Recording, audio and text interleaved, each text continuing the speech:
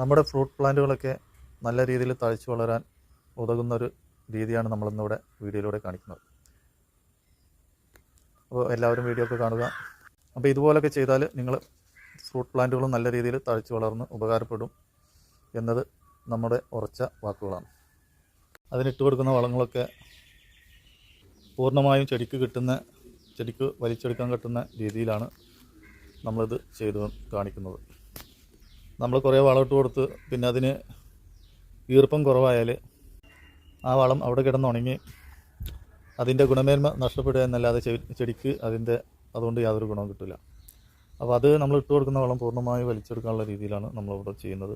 അപ്പോൾ അതിന് വേണ്ടത് ഈർപ്പമാണ്. ചെടിക്ക് ഈ അറ്റ വേനൽക്കാലത്ത് നമ്മൾ ഇങ്ങോട്ട് നനച്ച് തിരിയുമ്പോൾ ഒന്ന് ഉണങ്ങി തരിച്ചിട്ടുണ്ടാവും. അപ്പോൾ ഈ വേനൽക്കാലത്ത് ഇങ്ങനെ ചെയ്തു കൊടുക്കുന്നത് നല്ലതാണ്. അപ്പോൾ നമ്മളെ പ്ലാന്റുകളുടെ അടിയിലൊക്കെ ചെറുതായിട്ടൊരു തടം രീതിയിൽ വെട്ടിക്കൊടുക്കുക. പിന്നെ നമ്മളെ വീട്ടിലുള്ള ചകിരി കുറച്ച് എടുക്കുക, കുറച്ച് ചാണകപ്പൊടി, പിന്നെ നമ്മളെന്ത് വളമാണോ ഇടാൻ ആഗ്രഹിക്കുന്നത് അതൊക്കെ നമ്മൾ കരുതുക.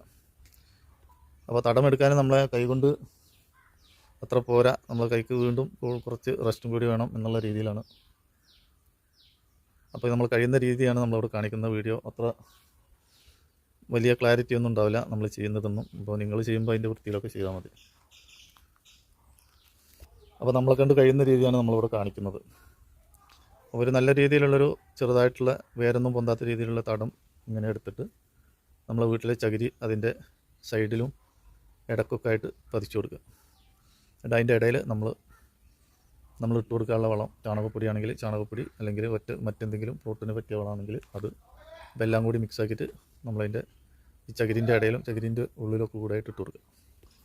അത്രേ വേണ്ടിയുള്ളൂ. പിന്നെ അത് നനച്ചു കൊടുത്ത് കഴിഞ്ഞാൽ നമുക്കതിൻ്റെ ചെടിയുടെ വളർച്ചയൊക്കെ നല്ല രീതിയിൽ നമുക്ക് കാണാം. അപ്പോൾ ഇത് ചെയ്യാൻ തന്നെ നമ്മളെ കൈകൊണ്ട് സമ്മതിക്കുന്നില്ല. കഴിയുന്ന രീതിയിലൊക്കെ നമ്മൾ ചെയ്താണ്. എന്തെങ്കിലും വീഡിയോ ചെയ്ത് ഇട്ടത് കാര്യമില്ലല്ലോ എന്നതുകൊണ്ടാണ് നമ്മൾ 2-3 ദിവസമൊക്കെ വീഡിയോ ഒഴുക്കിയത്. അപ്പോൾ ഇന്ന് 3 പ്ലാന്റുകൾക്കാണ് നമ്മൾ ചെയ്തു കൊടുത്തിട്ടുള്ളത്. അതിൽ കൂടുതൽ നമുക്ക് ചെയ്യാൻ നമ്മുടെ കൈ കൊണ്ടുള്ള ബുദ്ധിമുട്ട് കൊണ്ട് തന്നെ അതിൽ കൂടുതൽ ചെയ്യാൻ കഴിയുന്നില്ല.